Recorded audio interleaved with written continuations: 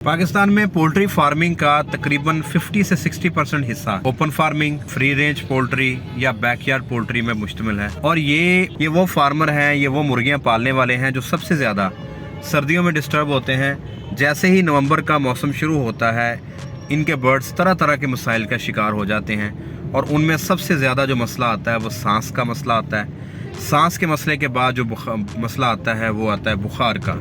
सांस के मसले के ऊपर मेरी वीडियो ऑलरेडी अपलोड हो चुकी है, उसकी ट्रीटमेंट आपको मिल जाएंगी। बुखार के लिए हम क्या कर सकते हैं, क्यों आता है, किस चीज़ की वजह से आता है, हम क्या ट्रीटमेंट देंगे, उसकी प्रिवेंशन किस तरह से करेंगे, अपने परिंदे को किस तरह से बचाएंगे, क्या वेंटिलेशन देंगे, क्या टेम्परेचर रखना चाहिए, ये सारी चीज़ों को हम इस वीडियो में डिस्कस करेंगे। वीडियो को आगे बढ़ाने से पहले आपने चैनल को सब्सक्राइब करना है।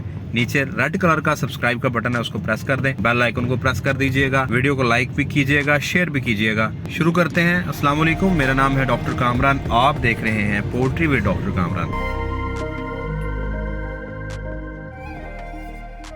टाइफाइड बुखार हो या साल्मोनेला की बीमारी हो, इसके लिए दो बैक्टीरिया रिस्पॉन्सिबल हैं पोल्ट्री के अंदर। एक है साल्मोनेला गैलिनेरम और एक है साल्मोनेला फ्लोरम। इनके ऊपर एक डिटेल्ड वीडियो मेरे चैनल पे पड़ी है। ये बैक्टीरियाज क्या हैं, कैसे काम करते हैं और कैसे इनसे बचा जा सकता है, उसके लिए आप वो वीडियो देख लीजिएगा। वो आज टॉपिक नहीं है। जब भी बर्ड को बुखार होगा, साल्मोनेला की बीमारी होगी, तो उसके साथ दो बीमारियां और जुड़ी हुई हैं जो कि उसके साथ लाजमन आती हैं। एक उसमें है इकोलाई और दूसरा है उसमें क्लोस्ट्रीडियल इन्फेक्शन के अंदर इंटेस्टाइन्स डैमेज होना शुरू हो जाती है। इंटेस्टाइन्स के अंदर हेमरेजेस बनना शुरू हो जाते हैं। एंट्राइटिस का मसला आ जाता है। इंटेस्टाइन्स पतली हो जाती हैं। बर्ड सफ़ेद रंग की, पीले रंग की बिट्ठे करना शुरू कर देता है। अगर उसने 24 घंटे से कुछ खाया पिया नहीं है तो वो हरे रंग की बिट्ठे करना शुरू हो जाता है। इसकी वजह से फिर बर्ड ढीला होता है, डिहाइड्रेशन का शिकार होता है, बैठ जाता है, मर जाता है। अब मैं आपको जो ट्रीटमेंट बताने लगा हूँ बुखार के लिए है, चाहे वो टाइफाइड बुखार है, साल्मोनेला की वजह से है या इकोलाई की वजह से है या उसमें क्लोस्ट्रीडियल इन्फेक्शन है। जो भी प्रॉब्लम आपके बर्ड के अंदर आएगी, हाजमे का मसला होगा, खाना पीना छोड़ा हुआ है, उसमें आपने ये ड्रग इस्तेमाल करनी है। इस ड्रग का नाम है एनरोफ्लॉक्सासिन और दूसरी है कोलिस्टिन। तो अगर आप चूज़ा 0 दिन पे लेके आए हैं, डे ओल्ड चिक है, तो उसको आपने पहले 3 से 5 दिन एनरोकोलिस्टिन का पानी लाजमी देना है। अगर आप पोल्ट्री साइड की मेडिसिन जो महंगी हैं आप वो अफोर्ड नहीं कर पा रहे, आपने परिंदे 200-400 रखे हुए हैं, 10-15 रखे हुए हैं, तो आप वेटरनरी स्टोर के ऊपर ऑरल सोल्यूशन आपको मिल जाएगा, एनरो का भी और कोलिस्टिन का भी। आप उन दोनों के कम्बिनेशन को भी इस्तेमाल कर सकते हैं, आप उन दोनों को अलग-अलग भी इस्तेमाल कर सकते हैं। अगर 10% एनरो मिलेगी तो आप उसको 1 सीसी 1 लीटर पानी के अंदर देंगे। अगर 20% मिलेगी तो 1 सीसी 2 लीटर पानी के अंदर आप उसको मिला के परिंदे के सामने रखेंगे। आते चूजे के लिए भी यही डोज है।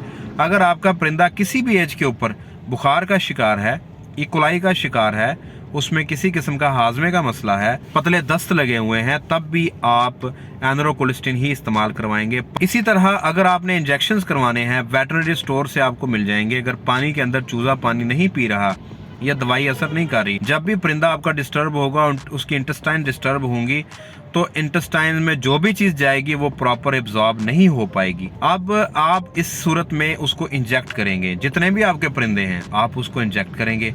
इंजेक्शंस आपको वेटरनरी स्टोर पे मिल जाएंगे। आपने 10% जो एंड्रो का इंजेक्शन है उसको 1 सीसी 15 से 20 किलोग्राम बर्ड को लगाना है। इसी तरह अगर 20% में आपके पास एंड्रो है तो उसको आपने 30 से 40 किलोग्राम चूजे को आपने इंजेक्ट करना है, 1 सीसी उस इंजेक्शन का। अगर परिंदे थोड़े हैं आपके पास, यानी कि उनका वजन, यानी आपने असील मुर्ग रखे हैं, उसका सादा सा फार्मूला ये है कि 10% एनरो होगी तो इंसुलिन वाली सिरिंज के आपने 2 पॉइंट इंजेक्ट करने हैं चेस्ट के अंदर, राइट साइड पे छाती पे आपने लगाना है। इसी तरह कोलिस्टिन भी अगर आप ऑरल दे रहे हैं तो 1 ml को 2 सीसी पानी के अंदर आप देंगे। अगर आप इंजेक्ट कर रहे हैं तो 1 ml को आपने 10 किलोग्राम के लिए इंजेक्ट करना है। एनरोफ्लॉक्सासिन, कोलिस्टिन दोनों ही आपकी बर्ड के इंटेस्टाइन को भी बेहतर कर देंगी, उसके लिवर को बेहतर कर देंगी, बर्ड के लूज मोशंस रुक जाएंगे, बर्ड का हाजमा ठीक होगा, उसका बुखार टूट जाएगा। जब बुखार टूटेगा तो वो खड़ा होगा, चल फिर सकेगा। इसी तरह अंडे देने वाली मुर्गियों में जब बुखार की वजह से एग प्रोडक्शन ड्रॉप हो जाती है, तब उनमें भी आप एनरोकोलिस्टिन का इस्तेमाल कर सकते हैं, पानी में दे सकते हैं या आप उसको इंजेक्शन लगा सकते हैं। इसके साथ आप और क्या डाल सकते हैं जिससे बर्ड की इम्यूनिटी बेहतर हो और उसको ताकत मिले।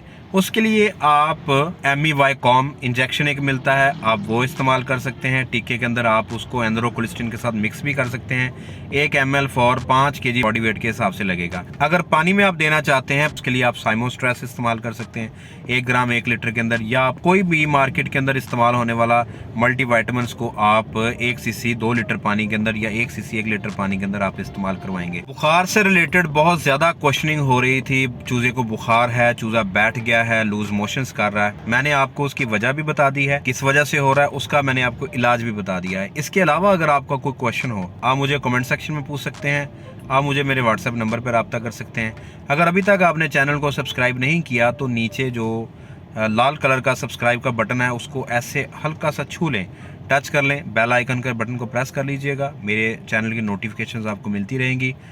वीडियो को ज़्यादा से ज़्यादा लाइक करें, दोस्तों के साथ शेयर करें, अपनी दुआओं में याद रखिएगा।